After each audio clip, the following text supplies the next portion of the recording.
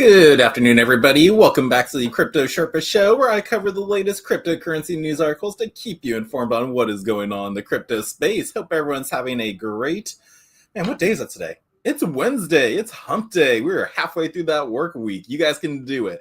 What is going on, though, with Bitcoin? It was good this morning. Last when I woke up, it was $104. But then as I checked right before the show, boom, we just had to dip down to 101. What caused this?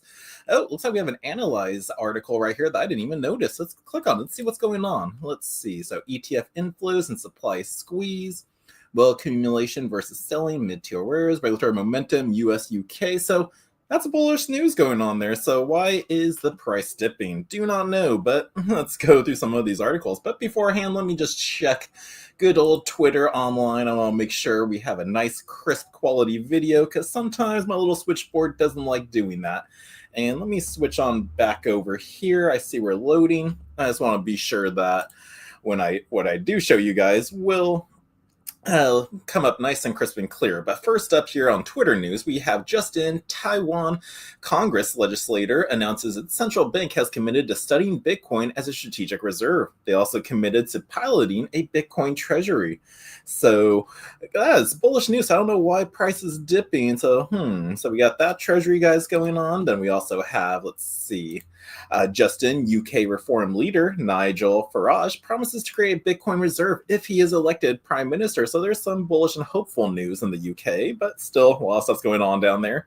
But he agrees that Bitcoin is scarce, secure, and impossible to inflate away. Unlike paper money, Bitcoin cannot be printed into worthlessness, and that is true. There's only 21 million Bitcoin out there. And let's see what other Twitter news we have before we hit the news, because I want to talk about centralized versus decentralization. Are you in full control of your crypto? But it looks like Michael Saylor and Cantor Fitzgerald, chairman, installed a new Satoshi Nakamoto statue in Miami. Where's that at? Maybe I need to do a nice little fun weekend trip out there to find the statue. And then also, just in Bitcoin supply on exchanges has fallen into a new low. Bullish news. So we are getting so much bullish news. I was covering articles on what we should be paying attention to.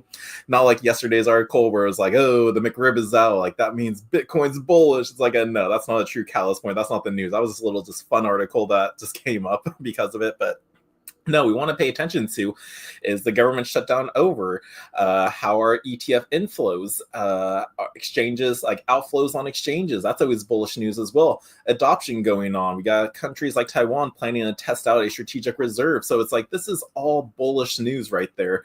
So why price is dipping? I don't know. But let's go into the news now and talk about the, is your crypto that you're invested in either centralized or decentralized? Because if your token's centralized, then they have the power to freeze your funds if they want to. So let's go through this article, which Bybit talks about how it finds 16 blockchains with the power to freeze user funds. So after analyzing 166 blockchains, Bybit's Lazarus Security Lab found 16 networks that can freeze or restrict user funds, raising questions about decentralization. Are you fully in control? Or can someone on the back end be have a button and go, oh, let's freeze that account. We just saw a transaction we didn't like. So it's always good to look into that before you invest. Me, I prefer just having all decentralized coins, or most of them. I know what I got some coins out there that are totally centralized. But again, if I have the choice, I prefer decentralized coins, and the only one really truly proven that is Bitcoin. So let's go through this article to hear about which blockchains, though, have these capabilities. So a security research team at major crypto exchange Bybit has identified 16 blockchain networks that are technically capable of freezing or restricting users' funds. Now, Bybit's Lazarus Security Lab on Tuesday released a report examining the impact of the fund's freezing capabilities and across multiple blockchains, analyzing a total of 166 networks. Now, using AI-driven analysis combined with manual review, the Bybit security team found that networks like Binance-backed BNB chain are hard-coded with freezing functions. So if you thought BNB token was decentralized, you're wrong. But the analysts also reported that the Cosmos chain is among 19 networks that could potentially introduce the freezing capability with relatively minor protocol changes. So there is at least 19 networks out there that can upgrade their network and make these changes if needed. Now, three main freezing mechanisms that are out there. So, among the 16 blockchain networks, Lazarus Security Labs found 3 distinct mechanisms for freezing funds at the protocol level. Now, these mechanisms include a hard coded freezing method or a public blacklist, a configuration file based freezing method or private blacklist, and an on chain smart contract based freezing method. Now, here's the source from Bybit. So, the freezing ability looks like they got 5 chains on there: Chiliz, VIC, XDC, BNB, and VChain. And config files, there's 10 right there. We got 1, HVH, Aptos, Supra, EOS, Rose token. Yep, so I actually do have that one, so it has that ability. WaxP, Sui, Linea, and Waves. And lastly, they have a smart contract one with these Heco, H-E-C-O, which these are the 16 blockchains they found. But they also found potential freezing capabilities among these 19 blockchains. We got RB, Atom, AXL, Babylon, Celestia, DYDX. Oh, there's my other decentralized token right there. DYM, DYMEVM, Evmos, Initia, Kava, Kavia, EVM, Luna, Mantra, Nilan, OKB, Rune, Psi, PsiV, EVM, SCRCT, and Zion. So these are the chains that have freezing capabilities or the potential ability of changing. Now, according to the report, 10 out of 16 blockchains capable of freezing funds can use config-based freezing, which is managed through local configuration files such as the YAML, ENV, or TOML. These files are typically accessible only to validators and the foundation and core developers. Now, in the config-based freezing category, Bybit's security team mentioned that the layer 1 blockchain, Aptos, EOS, and Sui, among the 5 blockchains with freezing capabilities, also embedded directly with their source code. And Bybit analyzed the identified BNB chain, VChain, Chiliz, Viction, and Sinfin XDC network. Now, the report referenced the network's GitHub repositories to highlight their hard-coded freezes. And here that is right here, the 1.1.1 hard-coded freezing method on a public blacklist. So in total, 5 blockchains, including BNB chain and VChain, were found to have the hard-coded freezing capabilities in there. And also, which isn't on the list, expect basically any stable coin out there, Tether, USDC, and like all the other ones to have this ability as well, because we've seen them freeze accounts before. Now, the Heco chain, also known as Hubi Eco chain, is the only blockchain to manage a blacklist through an on-chain smart contract, the report said. Now, addressing the 19 other blockchains that could potentially introduce fund freezing mechanisms, Bybit's security team paid specific attention to module accounts in the Cosmos ecosystem. Now, unlike regular user accounts, modules accounts are controlled by module logic rather than private keys, potentially allowing the restriction of transactions. Now, this function could, in theory, be modified in the future to add a hacker's address, but so far, none of the blockchains in the Cosmos ecosystem have used it in this way, the report said, adding. So, implementing such a change will require a hard fork along with minor adjustments like in the anti-handler file or additional code modifications. Now, Bybit researchers warn that the presence of these mechanisms, even when intended to prevent theft or hack, raises deeper concerns about censorship and centralized control in a blockchain system.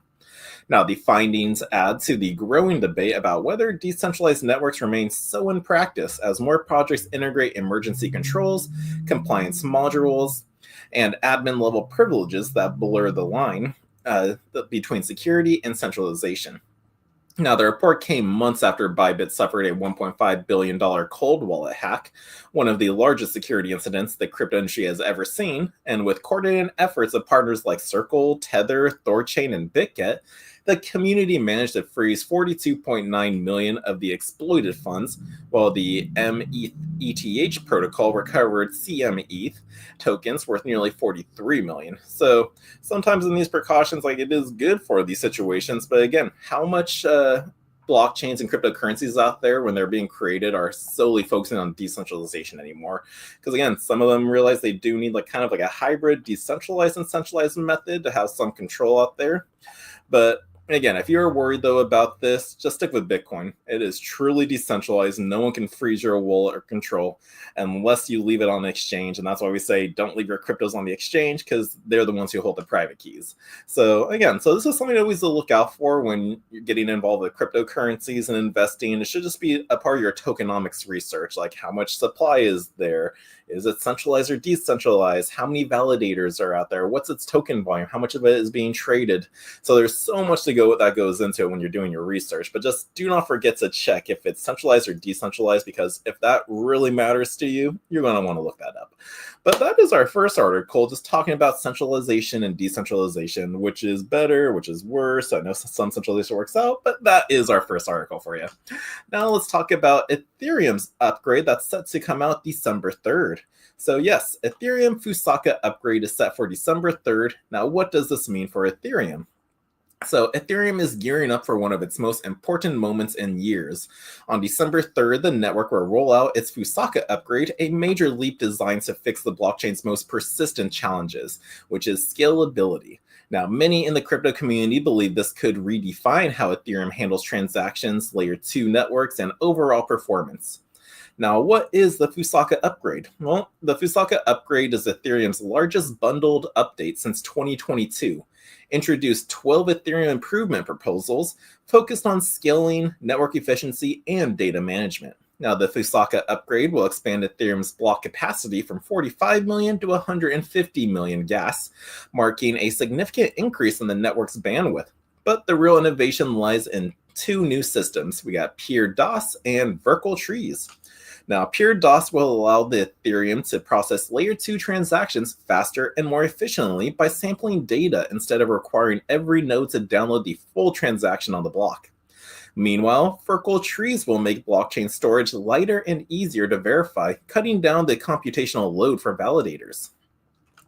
Now, the rollout timeline of this and developers' focus right now is the testnet trial, where Fusaka was launched smoothly on major testnets, boosting confidence for the December 3rd mainnet. We had a bug bounty blitz. Ethereum Foundation offered up to $2 million for critical bug reports before the launch, and no forced forks. Developers ran stress tests of forks to ensure the network remains stable post-upgrade. Now, is this a bullish signal for Ethereum? Well, if history has any indication of this, Ethereum could be preparing for another strong run-up. The Petra upgrade early this year triggered a 53% rally within days. Fusaka goes a step further, turning Ethereum into an even more efficient and future-ready network. Now, as of now, the Ethereum price is just trading at $3,500 with a market cap of $428. So this is kind of bullish news. It's always nice getting a little bit of upgrades that go on within these networks. And yeah, making this a little bit more scalable, smoother, making layer 2s a little bit easier to transact with instead of having every single node to download the transaction. So this is actually this could be bullish. It's bullish news for the network itself. Price-wise, I don't know. I know it's great for the network, and then price-wise should follow suit with it. Because like when I look at these news articles, I tend to look at like, yeah, is this good for the network? Is this good for price? And right now, this is good for the ecosystem. And again, usually, that does tend to lead to price swings with it. So yeah, so looking forward to this Ethereum upgrade. Can't wait to see how it plays out. And here's to a nice, smooth transition. Now let's continue on with the news. Let's talk about DYDX tokens. So yeah, we're talking about altcoins now. There wasn't really so much news on Bitcoin today, just those little Twitter news articles I had for you. But the revolutionary DYDX buyback proposal is 75% revenue allocation, and the vote begins with it. So what does that mean? So the decentralized exchange landscape just got more exciting as DYDX launches a groundbreaking governance vote that could reshape its tokenomics. Now, the Foundation's recent announcement reveals a bold DYDX buyback proposal that would direct 75% of all protocol revenue toward repurchasing DYDX tokens from the open market. Now, this strategic move represents one of the most significant treasury management decisions in DeFi history. Now, what does the DYDX buyback proposal actually mean? Well, the DYDX buyback initiative isn't just another governance proposal. It's a fundamental shift in how the protocol manages its substantial revenue streams. Now, under this plan, 3/4 of all fees generated by the platform would automatically flow into a dedicated buyback program. This creates a powerful mechanism where increased platform usage directly translates to token demand. Now, here's how the revenue should allocate and be broken down. Well, 75% will be for buybacks, creating constant buying pressure with the token. 5% will go to the treasury of the sub-DAO, funding the ecosystem and development there. And then 5% will go to the Mega Vault, supporting staking rewards. Now, why is DYDX buyback vote so crucial for token holders? Well, the timing and scale of the DYDX buyback proposal makes it particularly significant with voting concluding on July 13th at 12:20 p.m. UTC, the community has a limited window to reshape the protocol's financial future. And this just isn't about short-term price action. It's about establishing sustainable tokenomics that reward long-term holders.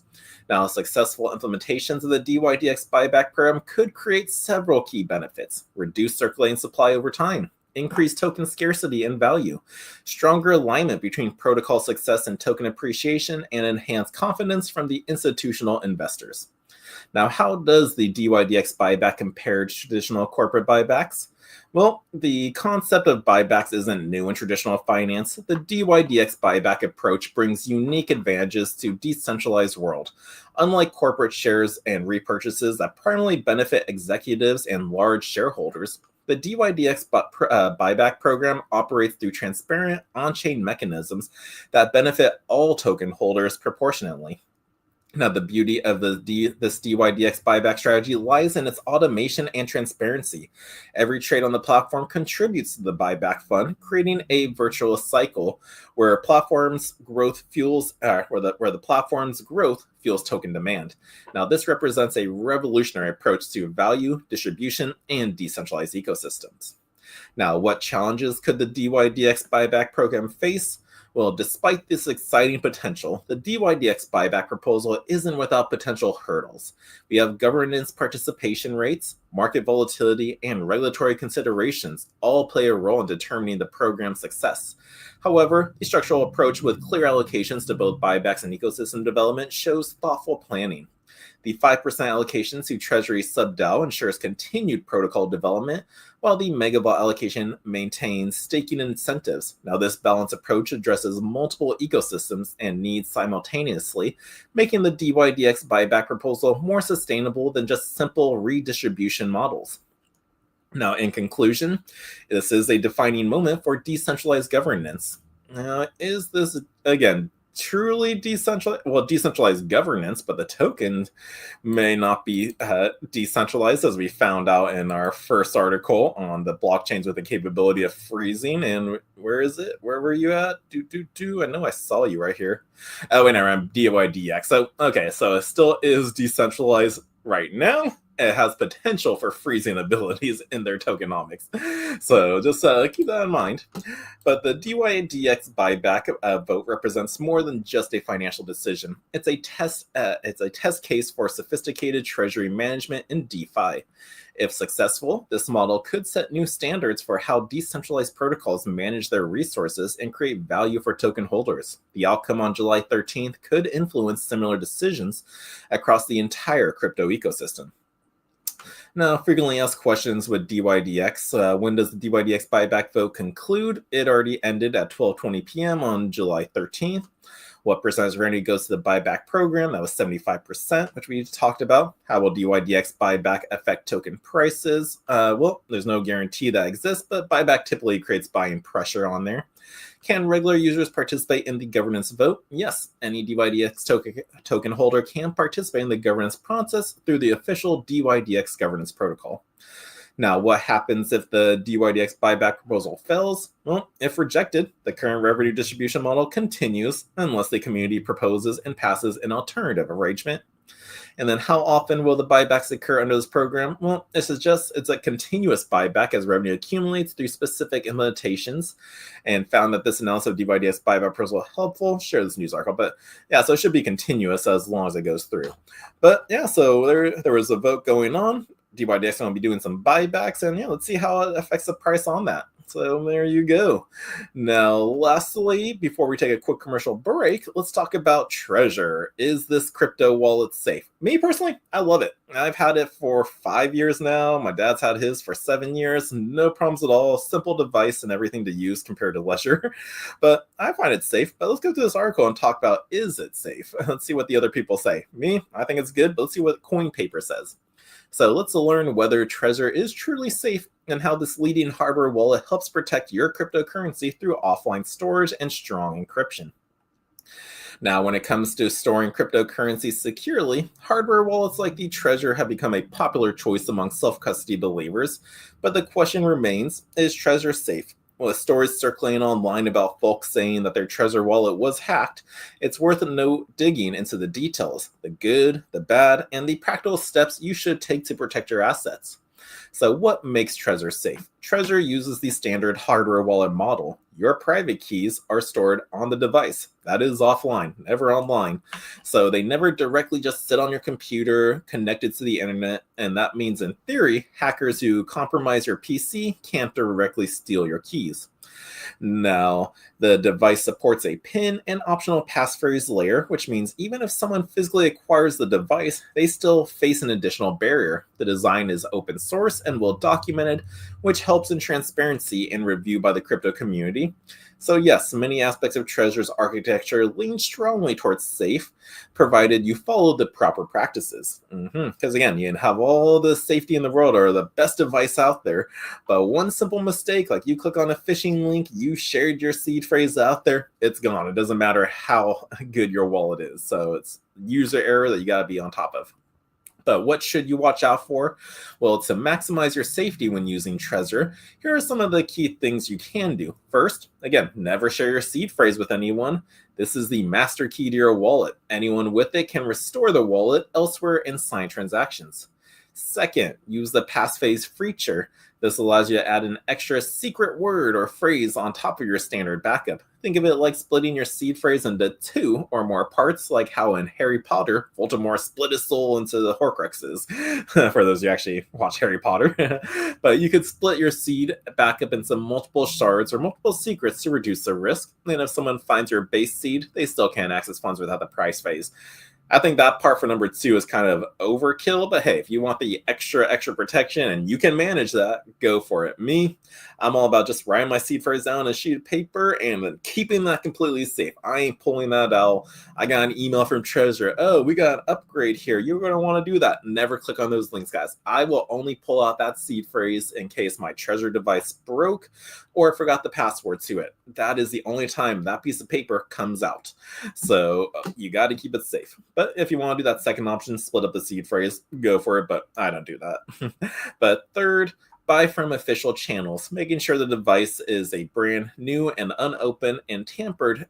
A tampered device could open up supply chain vulnerabilities. So again, third, when buying your crypto wallet, use the official website. Don't go buying it off of Amazon, Best Buy, Walmart, like any third-party vendor out there. Buy directly from the source, from the factory, because you want as little hands touching this wallet as possible. Who knows if some Amazon employee opened it up, did some work to it, put some malicious code on the device, sealed it up, made it look like it was never opened or touched. It gets to you, boom, compromised device. So always order from the official sites. For Trezor, it's Trezor.io. If you go to Trezor, if there's a Trezor.com, that's the wrong one. So if you do get a Trezor device, that's the site to go to. And then fourth, secure your computer environment. Even though your keys don't leave the device, malware could trick you into approving malicious transactions by manipulating what you see. So always verify addresses on the device screen. And again, yeah, that's the thing too. Computers, very safe computers. That's going to be our commercial right after this article, but have yourself a dedicated crypto-only laptop. Bitcoin Ben has a company called Calyx Solutions where they sell crypto-only laptops. Whether it's a Dell or a PC, they get in there and make sure the system, like Apple or Dell, doesn't have that back-end access to your device at all. So that way you know your Trezor device or a crypto wallet, when you plug it in, is secure and safe. You don't want to just go plug it in on your computer that you ran through college or especially in high school, because we know what you guys did back in the day on those devices. No. So... So again, get yourself depending on how much you have and you want to be completely secure, check out Calyx Solutions. And then fifth, keep firmware updated and understand model differences. Older models might have known issues and every model has its nuances.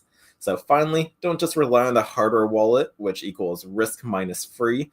The wallet is a tool, but you still need to implement strong practices because many hack cases are due to misuse or complacency, not necessarily a failure of the devices alone. So again, people can't keep their seed phrase safe or in one place. They click on links because they trust emails too much. So it's like you still need to be on high alert. But the final verdict of this article, that is Trezor safe, yes, but with crucial caveats. If you use it properly, treat your seed and passphrase with extreme care, you secure your computer, you have a crypto-only laptop, and follow the best practices, then Trezor gives you one of the best self-custody setups available.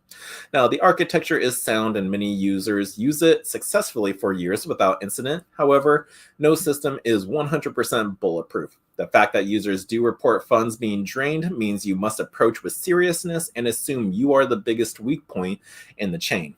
So overall, if you treat your Trezor device like a digital safe and you treat your seed phrase like the master key, splitting part of it using passphrase like Voldemort splitting his soul, then you're doing everything you reasonably can to stay safe. Now, if you treat it casually, the risk remains real. So final thoughts, always consider doing the split the seed phrase approach or using the seed phrase for extra security. And again, that's that article's opinion. I think for a lot of people out there, that's too much to handle. Just write down your seed phrase on a sheet of paper, put that in a fireproof, waterproof bag, put that in a fireproof safe, hide that safe somewhere that nobody knows where it's at, and that is it. That's where you keep it safe. You don't need to pull it out with anything else. I think that is secure enough. But if you want to split apart that seed phrase, give mom and dad one half of it, and then you hold on the other, go for it, because that's totally safe too. But sometimes that's overkill if you don't have that.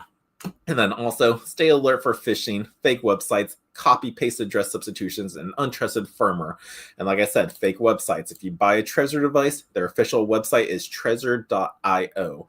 So if you get a trezor.com, .xyz, .url, I don't know what it is, the other ones I got, those are the fake ones out there. So pay attention to fake websites. Only purchase and buy from official sources. Now, if you hold a lot of crypto, consider also doing multi-sig or other redundant safe. My thoughts on if you have a lot of crypto, consider a Calyx Solutions crypto laptop. If you just have like $2,000 worth of crypto or less than that, it's like you don't need the crypto laptop. It's a small amount right now. But when you start actually, the value of your cryptos actually do go up because if you owe Bitcoin, we do know it's going to go up in the future, then maybe you'll consider keeping those cryptos just a little bit more safe and get yourself a computer. But you don't need a write-off. But if you want to start off at the top, really consider it. And then also always remember the hardware wallet protects the keys, but you still must protect the seed and backup the passphrase and your computer environment. You got to keep those safe. So yeah, guys, so is Trezor safe? Yes, it is. Just be very safe out there. Now let's take a quick commercial break from Calyx Solutions laptop. So maybe you might want to consider it. So we'll be right back after these messages. In a world where your data is constantly under attack, one company stands for your digital freedom. Introducing Calyx Solutions, your gateway to ultimate online privacy and secure cryptocurrency trading. Meet the Liberty Laptop. With its modified OS and advanced tracking prevention, it's your shield against surveillance. Access restricted areas, use recommended security software, and browse with confidence. Your digital footprint? Virtually non-existent. For the crypto pros, we present the Crypto Laptop. Pre-configured on premium hardware for secure trading. Optimized for your favorite wallets and exchanges. It's the fortress your digital assets deserve. Both laptops come with expert individual training and support. You're never alone in your journey to digital empowerment. At Calyx Solutions, we put you in control. No more worrying about data breaches or compromised transactions. Ready to join the revolution? Visit calyxsolutions.io and choose your perfect laptop today. Plus, become an affiliate and earn while sharing the power of digital freedom. Calyx Solutions. Unlock your digital freedom. Give us a call or text at 702-845-8276 or visit us directly at calyxsolutions.io. And we are back, but I think we may be a little blurry. So as I was going back during the commercial, so I'm going to reset this black Feel World switch box I got right here for my show. So that way we maybe get a clearer picture. So give me 1 second as I reset this. Reset. Yes. Here we go. So it's resetting. Black screen. It's reloading. Told you guys I'd be right back, so bear with me. I think you guys can still hear me, so that's always the good news. Alrighty. I should be on the screen. Oh, let me switch my settings up. Camera. Feel World. Capture. Audio. Snowball still good. Camera. And let's go back. Boop. There we go. Oh, no, now my screen's not doing it, huh? Come on, come on. There we go. Oh. There we go. I'm on screen. And boom. Okay, we are back, guys. And yep, so thank you for bearing with me. I just want to be sure that we have the best quality video for you guys. Don't want you guys to be just listening to me. I want you guys to read along too with these news articles. And yeah, so we should be good. I'm taking a look at quick little Twitter update, and still kind of blurry, but hey, that's what we got right now. I need to get a hardwire back in here for the internet. But let's continue on with the news. All right. Whoa. I'm not in that square anymore. Okay, I gotta do some more work. Guys. Let's see. We're on here. We need picture in picture. Fun of the live show, guys. Don't you love live streams? Picture in picture, and let's get me in there. Let's close that out. And does it work now? Boom, there I am, bottom of the screen, so we are good. All right, guys, let's continue on with the news. What else do we have for you today? Well, it looks like another tech giant follows Tesla and moves out of Delaware. So this company follows Tesla, SpaceX, and Andreessen Horowitz to Texas. Who is it? It is Coinbase. So in 2024, Elon Musk moved both Tesla and SpaceX to Texas after a Delaware court invalidated his $56 billion compensation package. Now, in February this year, Dropbox cited litigation risks as it left Delaware and reincorporated elsewhere. Now, Andreessen Horowitz, the Silicon Valley venture capital firm, followed in July, criticizing Delaware's Court of Chancery for injecting an unprecedented level of subjectivity into its ruling. Now, Coinbase, the largest cryptocurrency exchange in the United States, has joined a growing list of high-profile companies leaving Delaware for Texas. Now, Texas is the next haven for corporate America. Texas officials have welcomed the migration, positioning the state as a pro-business alternative to Delaware. The state has no corporate income tax or a growing technology hub in Austin, and is a favorable regulatory stance towards blockchain and digital assets. Businesses in the U.S. are increasingly securing jurisdictions that align with innovation, entrepreneurship, and crypto-friendly policies. And for crypto companies like Coinbase, Texas has emerged as a top destination also because of its deregulated power market and vast renewable energy supply, making it ideal for blockchain infrastructure amid mining operations. Now, also politically, Texas leaders like Governor Greg Abbott and Senator Ted Cruz have embraced crypto innovation, fostering a culture that celebrates builders and decentralization. So Coinbase says bye-bye, Delaware. Coinbase's chief legal officer, Paul Grewal, announced that the company would relocate its legal home from Delaware to Texas. Writing in the Wall Street Journal, Grewal explained that while Delaware once set the standard for corporate law, recent court decisions have shaken confidence and predictability. Now, the move comes amid a broader exodus of major corporations of a Delaware long considered the gold standard of U.S. incorporation. And Coinbase's CEO, Brian Armstrong, said that Texas has a strong culture celebrating builders who are growing our economy and embracing crypto. By the metric, it was an easy choice, he said. And here is his tweet on that. Nice, delicious mocha. Now, he also said, I've had great experiences in Delaware as a lawyer and judicial colleague, Grewal said in a thread on X, but the state no longer has a monopoly on corporate law. It's now facing stiff competition from other states that are innovating to offer the right environment for businesses and innovators to thrive. So it was great for them, Delaware, Grewal said. Like, it was great. They're a great colleague and everything.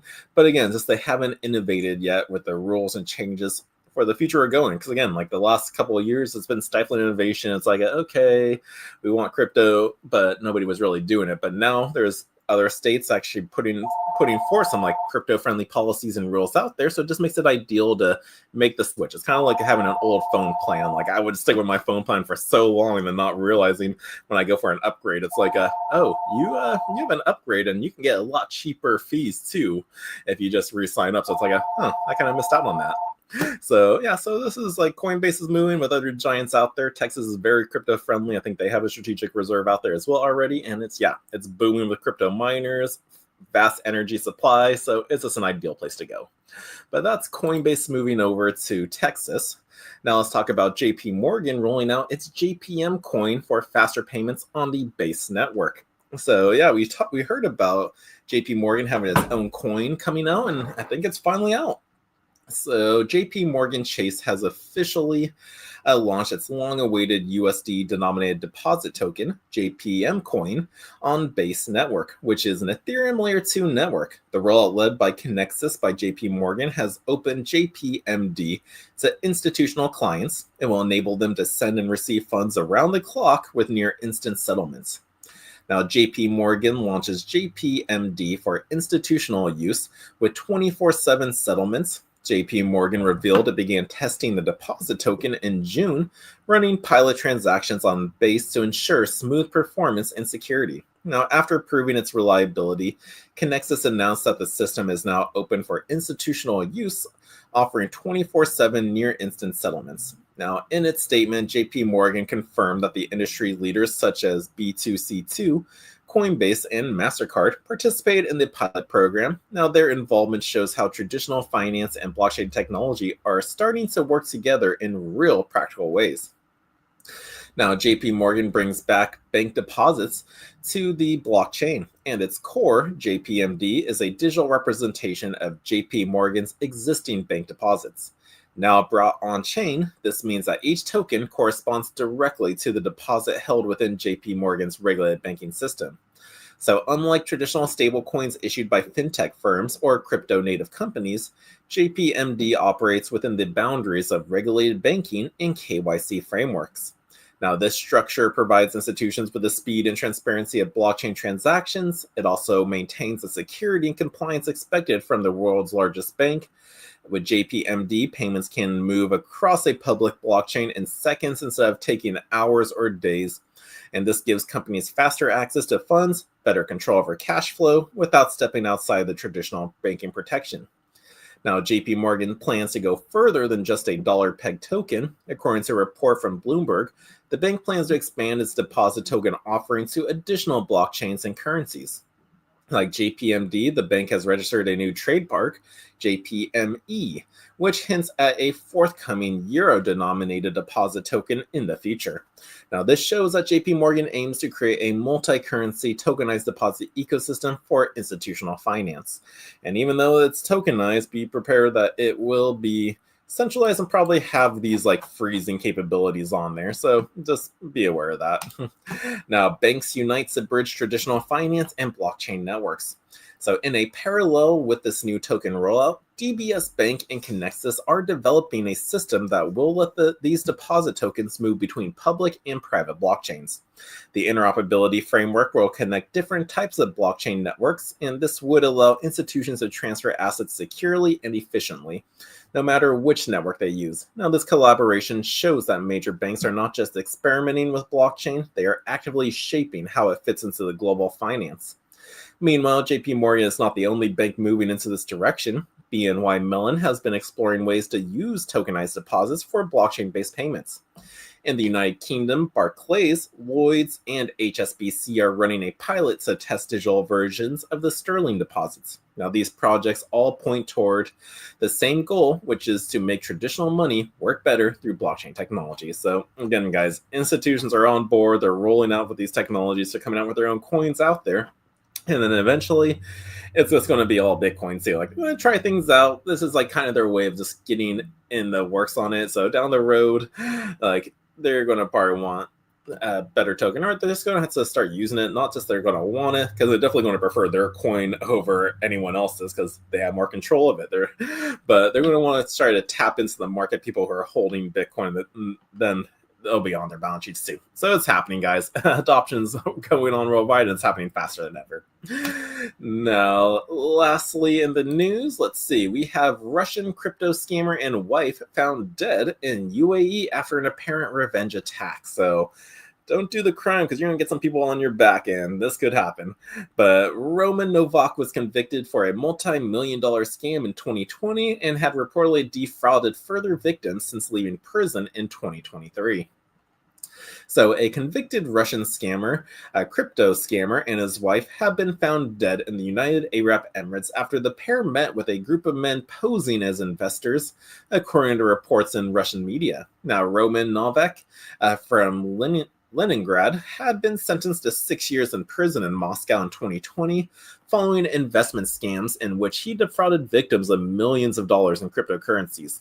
He was then released from prison in 2023 and then returned to crypto, promoting a payment platform called Fintopia, which he reportedly used to defraud investors from China, the Middle East, and elsewhere of as much as $500 million.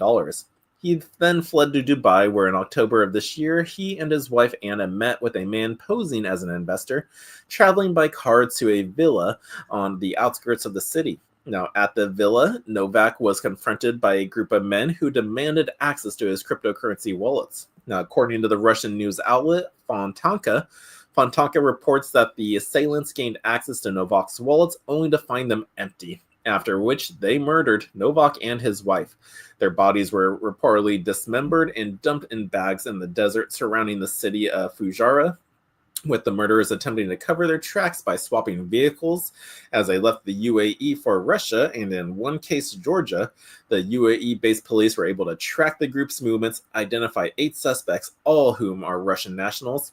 There was also 5 mules who rented the villa used in the attack and carried out the other preparatory work, and reportedly not facing charges for the murder. Now, the other 3 include a former homicide officer who had been convicted on drug charges, while 2 are discharged veterans of the current Russian-Ukraine conflict. Now, again, crypto wrench attacks aren't new anymore. They've happened so much this year. Now, their attack on Novak's took place with a context of rising physical cryptocurrency attacks, also known as wrench attacks. So according to David Richards, the CEO of analytics and forensics firm Blockchain and Maxio, such attacks are on the rise, and we're seeing a clear surge in wrench attacks where criminals torture or threaten victims to drain wallets. He told Decrypt, noting that Jameson Lops Tracker has recorded 48 attacks in 2025 so far. Now, this contrasts with 32 recorded for all of 2024, with Richards explaining largely stems from cryptocurrency price rises, and in addition to the fact that criminals are making increasingly sophisticated use of social media and other tech. Now, France alone had 10 cases in the first half of 2025, and the US is up to 169%. Now, as with the case of Roman and Anna Novak, some of these attacks have had gruesome details, including finger amputations and murders. It's also possible that cases and attacks have been underreported, something which tends to happen with crypto-related crime, according to Richards. But yet, Richards also adds that it's not merely crypto-specific problem, but rather a violent crime wave. Now, that happens to take cryptocurrencies as its target. Now, we expect it to get worse through 2026 unless privacy tools and global law enforcement coordination scale fast, he added. Now, this may sound the alarm, but Richardson explains that the average retail investor who solely uses regulated exchanges for trading has much less to fear than someone like Novak, who was a walking red flag. Now, this wasn't a random attack. He said he scammed $500 million, had a prior conviction for fraud, and was flaunting it in Dubai. So, total red flag right there. So, guys, never put yourself as a target out there. This is why we also always say never share with anybody how much crypto you have, because that's nobody else's business but your own. And you want to keep that information safe so you're not presented as a red flag to these scammers out there who want to do physical attacks or steal your money. Now, for Richards, the attack was likely revenge and has been reported in local media, given that the fraudsters such as Novak tend to have enemies with motives and resources, and also tend to leave digital trails that make targeting significantly easier. However, he also advises retail advisors to stay as boring as possible, meaning that they shouldn't post about their crypto profits and success, and while also using multi-factor authentication and not just two-factor authentication out there. So again, yeah, like be boring in crypto. Don't got to share that with everyone. I know if you want to share the news with people, friends, and family, it's like, oh, look what this guy into. Like, this is amazing technology. Again, unless you want to be like me, like doing crypto news every day, I'm actually in the spotlight, like putting myself out there. Like, be as boring as possible. Don't message anybody. It's all you. If you want to talk about crypto, join the crypto club. And then you're in a community of people who can talk about it freely. But when you're in here, still don't disclose how much you have. Just talk about it. It's like, yeah, I'm into this coin. Oh, I like what this project's doing over here. But again, just be as boring as possible, and that should keep you safe. But that is it for all the crypto news I have for you. Bitcoin is currently at 101,000 right now. Our fear and greed index has dipped to 26, so people are still fearful again. We were kind of coming out of that territory, but I guess because of this dip, we just had people are still fearful. But you know what they say, I think it was Warren Buffett who said it, when people are fearful, that's a great time to buy. But when people are greedy, markets may be in for a correction. But that is it, everybody. I hope everyone has an awesome Wednesday. I got an appointment coming up in 15 minutes, so I got to get out of here, guys. So everyone, have an awesome Wednesday, and I will see you tomorrow with more crypto news. Peace. What if I told you a truck driver cracked the code to building a crypto empire? Meet Bitcoin Ben. He went from driving 18-wheelers to creating 6 different ways for regular people to stack Bitcoin and build wealth. This isn't just another crypto course. This is a complete ecosystem where you earn while you learn. First up, the confidential bulk purchase program. Get Bitcoin at wholesale prices through group buying power. Then there's Home to HODL. Convert your home equity directly into Bitcoin instead of cash. Need funding? The Loans for Bitcoin program gets you the capital to buy more crypto. Want passive income? Private Key Capital puts your Bitcoin to work. Hungry for something different? Bitcoin Ben's tokenized beef lets you invest in real cattle backed by blockchain technology. And if you want to mine? Bitcoin Ben's mining program gets you started with the right equipment and knowledge. But here's the kicker. Bitcoin Ben's Crypto Club pays you to learn. Earn 10% on direct referrals, 5% on second level, 2% on third level. This might be the only membership where you make more than you pay. Ben went from 10 years behind the wheel to becoming the world's most unlikely crypto expert. Now he's sharing everything through live training, community events, and proven systems that work. Ready to stop watching from the sidelines? Join Bitcoin Ben's Crypto Club today and start stacking sats while building your financial future. Your truck driving days are over. Your crypto empire starts now.